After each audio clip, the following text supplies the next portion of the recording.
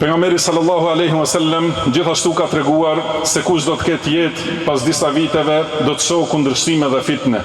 Prandaj na ka porositur për kapje të fortë pas sunetit dhe për ecje në rrugën e sahabeve, duke u kapur pas sunetit të halifëve të drejtë.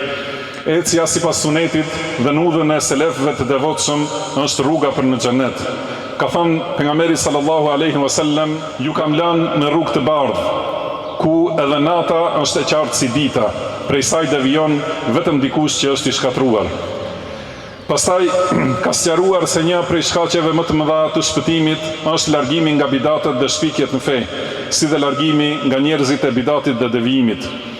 Ka thënë pejgamberi sallallahu alaihi wasallam, wa iyyakum wa muhdathatil umur, fa inna kulla muhdathatin bid'ah wa kulla bid'atin dalalah. Ruhuni nga shpikjet në fe, se secila shpikje është bidat dhe secili bidat është devijim.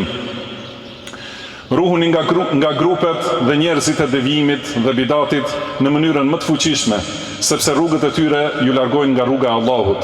Ka thënë Allahu i lartësuar, kjo është rruga ime e drejtë, prandaj atë ndiqeni, e mos shkoni rrugëve të tjera që t'ju shmangin nga rruga e tij.